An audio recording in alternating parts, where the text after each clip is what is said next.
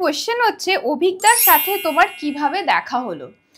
এই কোশ্চেনটা আমাকে আমার বিয়ের সময় অনেক কেউ জিজ্ঞাসা করেছে, অনেকে অনেক ভাবে, যেহেতু ওকে দেখেছে তাই জন্য অনেকে অনেক কিছু অ্যাজিউম করে নিয়েছে।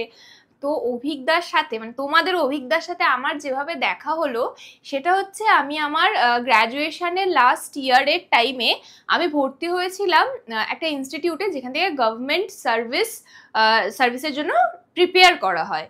তো তোমরা সবাই আমার আগের কিউএনএ যদি দেখে থাকো তো জানবে আমার খুব ইচ্ছা ছিল যে আমি ডিফেন্সে যাব, মানে পুলিশে যাব। তো সেই জন্য আমি পড়াশোনা করার জন্য সেখানে ভর্তি হই। অভিজ্ঞ সেখানেই পড়তো, আমারই ব্যাচে পড়তো, বাট আমরা কোভিডের ব্যাচ ছিলাম বলে আমরা ছিলাম অনলাইন ব্যাচ। তো আমরা অনলাইনে পড়তাম সেখানে। দেন আমাদের লাস্ট 2 মাস বোধহয় ক্লাসও হয়েছিল, মানে নর্মাল ক্লাস হয়েছিল। তো ওকে আমি ওখানেই দেখেছিলাম, ও আমাকে ওখানেই দেখেছিল, ও আমার পিছনে বসতো। অ্যান্ড ও একদিন ক্লাসে, তখন আমার মনে আছে আমার 200K সাবস্ক্রাইবার হয়েছিল, 200K 2 লাখ হয়েছিল।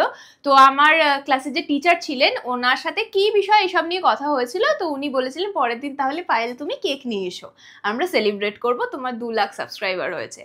ঠিক আছে, তো আমি কেক নিয়ে গিয়েছিলাম, ক্লাসে কেক কেটেছিলাম। তখন আমাকে জিজ্ঞেস করেছিল যে কিসের জন্য কেক কাটা হচ্ছে, তখন আমি বলেছিলাম আমার ইউটিউবে চ্যানেল আছে, তাতে এরকম ফলোয়ার হয়েছে তাই জন্য।